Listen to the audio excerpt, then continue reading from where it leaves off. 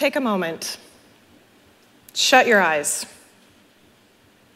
Take a deep breath and think about this question. What is peace?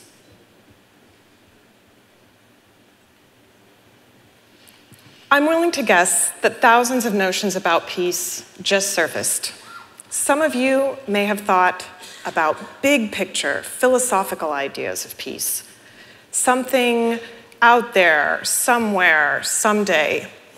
Others may have considered actions, how peace is lived and practiced in the present. This is the beauty of peace. It is personal and intimate. And at the same time, it is something bigger than each of us. There is no one way to define peace, and thus, so many ways to work toward it.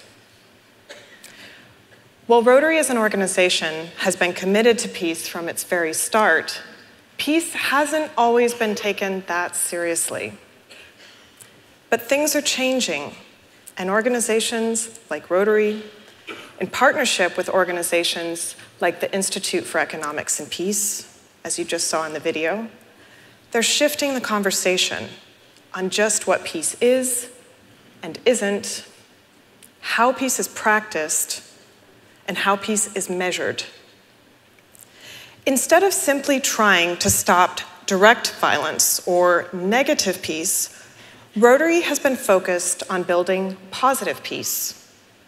The attitudes, institutions, and structures that create and sustain peaceful societies. Rotary does this through its very membership, uniting individuals like yourselves in a common cause, and through its 6 areas of focus. Considered through a positive peace lens, all 6 areas of focus are interconnected. They address social, economic, and political factors and relations, and consider the interrelated facets of human development. For example, providing a community with clean drinking water means children are less likely to miss school due to health problems. And education can lead to better job opportunities in the future. Adults are also less likely to miss work and are better able to provide for their families. Fundamental to Rotary's peace work is the Rotary Peace Center and Peace Fellowship program, Rotary's peace force of more than 1,000 leaders working in more than 100 countries, in non-governmental organizations, large and small, foundations, government, and law enforcement. Peace Fellows like Abdikair Ahmed, a Canadian of Somali origin, who now contributes to making Canada a more welcoming place, advocating for policies that empower refugees and immigrants to achieve their full potential in their new home. Amanda Martin, director of an innovative community transformation center with ETA Projects, a public health organization addressing water, sanitation, and disease prevention in rural Bolivia, working hand in hand with community health promoters and leaders. And Carlos Juarez, who witnessed increasing violence in his hometown of Acapulco, Mexico, organized neighbors to advocate for political action, and now directs the Institute for Economics and Peace office in Mexico. I am proud to be counted among the ranks of these Peace Fellows, each of us with our own area of focus, together cultivating the conditions for peaceful societies to flourish. As for me, I grew up overseas, the daughter of civilians working for the US military, very aware of difference, privilege, and power from a young age. This awareness stayed with me as a university student, and I wanted to do something. In 2004, I volunteered to lead an international service team to Guatemala, and the Rotary Foundation, an organization I had never heard of before, made the trip possible with a volunteer service grant. During my time in Guatemala, I was deeply impacted by a women's textile cooperative Ishakak Hamol, 28 weavers who depended on their earnings to send their kids to school. At their request, a friend and I started a project in the US to sell the weavers' handicrafts at a fair wage. That small project launched my career in international development, inspiring me to advocate for social justice, for small-scale producers, and community-driven development in the Global South. The Guatemala service team led to work with Equal Exchange, a fair trade coffee, tea, and chocolate company, and later in academia with gender studies, nonviolence studies, and leadership studies at Kansas State University, and ultimately with the Asian University for Women in Chittagong, Bangladesh, an institution dedicated to cultivating women leaders. These early career jobs allowed me to experience economic and community development at various levels, from the field to the boardroom to the classroom. But I reached a point where I knew I needed specific skills, knowledge, and connections to go further, to have a deeper impact on a global level.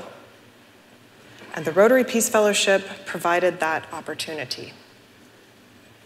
My master's in International Studies, Peace and Conflict Resolution from the University of Queensland equipped me with the tools necessary to critically analyze and rethink development approaches, to be a more effective practitioner. And upon finishing the fellowship, I was hungrier than ever to be back in the field, preventing conflict and building peace via community-driven development. I joined Coffee Kids, a US-based nonprofit dedicated to improving livelihoods for coffee farming communities in Latin America through health, education, food security, microfinance, and capacity building projects.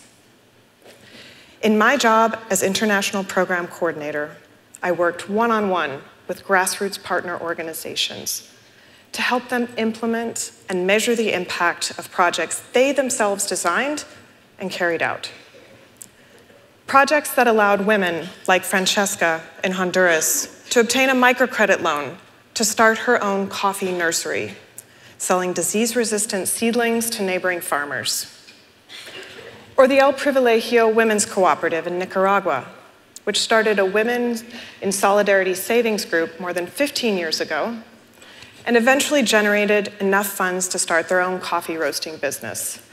So successful, it even bumped some national and international brands from their top market share.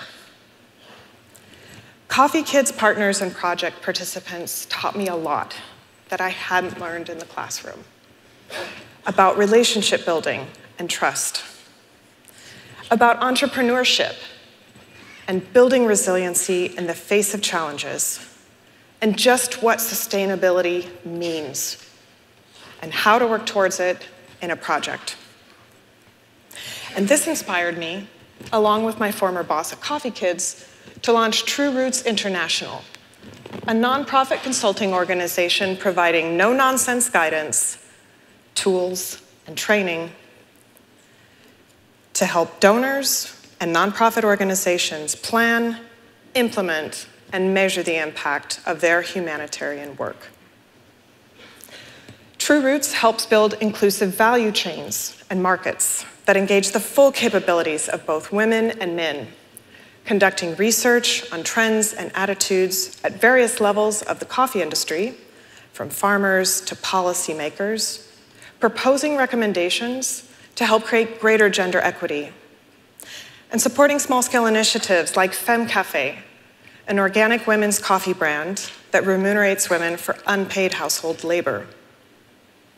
True Roots connects donors like the Rotary Club of Duncan Daybreak Canada with international nonprofits with a record of delivering impact, like Campo in Oaxaca, Mexico. We created a customized community development learning tour for Rotary Club members in 2016, and they now support a water tank project in the community they visited, empowering a women's micro-enterprise project to increase production and income. And True Roots helps organizations like the Rotary Foundation to coordinate, measure, and enhance the impact of their work in peace and conflict prevention and resolution.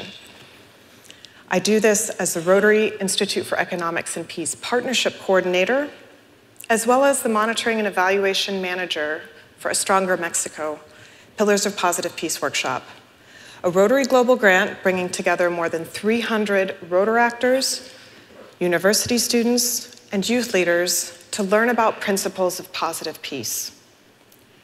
We are already seeing the impact of these peace builders learning, creating new projects and collaboration networks, and carrying out their own workshops and trainings. And there are plans in the work for more trainings. The work that I do as director of True Roots International weaves together my experiences, my learning, and my passion for supporting change makers and peace builders in doing their work effectively, efficiently, and respectfully. But I would not be where I am today if not for that Rotary Volunteer Service Grant that led me to Guatemala, or the Rotary Peace Fellowship. It is an honor and a privilege to be able to give back to Rotary now, to help demonstrate Rotary's impact to the world and Rotary's work toward peace. Now, you may be wondering, what can I do to support Rotary's peace work? Well, like a good consultant, I've made a to-do list with detailed instructions for you, so if you have a pen and some paper, get it out. I also teach online for a university, so I'm also going to go into professor mode here. First, you can support peace through Rotary via the Rotary Peace Fellowship program. Read and be inspired by Rotary Peace Fellow stories in A String of Pearls, the book included in your assembly packet. Seek out ideal candidates and provide strong guidance through the application process. Second, join and become active in the Rotarian Action Group for Peace, an organization offering guidance and resources to further collective Rotary peace efforts. Third, explore the connection between peace and each of Rotary's 6 areas of focus at the 2018 Presidential Peacebuilding Conferences, as well as the Rotary Peacebuilding Summit in Toronto right before the convention. Fourth, propose and fund peace projects via district grants and global grants, and ask a Rotary Peace Fellow to assist. There's over 1,000 of us. As district governors, you can identify and support promising projects in Rotary's areas of focus. Projects that reflect Rotary's 4-way test, emphasize accountability and measurable impact, and that have an eye to sustainability. Fifth, plug into the new Rotary Institute for Economics and Peace Partnership, linking the Institute for Economic and Peace's empirical peace research to Rotary's grassroots work in communities around the globe. Sign up for the soon-to-be-released Positive Peace Academy, an online training platform to better understand and promote peace. Support 2 upcoming Positive Peace workshops in Mexico and Colombia in 2019, which build off 2 global grant pilot workshops in Uganda and Mexico. And host your own Positive Peace workshop, bringing together diverse groups of leaders and peace builders to address underlying issues of conflict. A curriculum for club, district, community level, and large-scale positive peace workshops will be available in mid-2018. Finally, when it comes to furthering Rotary's peace work, the last piece of advice I can offer is not so much a specific activity or project, but rather a general mindset and awareness. It is simply to take responsibility for your actions and to do your part. As district governors, you are tasked with a significant responsibility, and many Rotarians will look to you for direction. But keep in mind, you are still human, and you are part of humanity. And as Desmond Tutu says, my humanity is bound up in yours, for we can only be human together.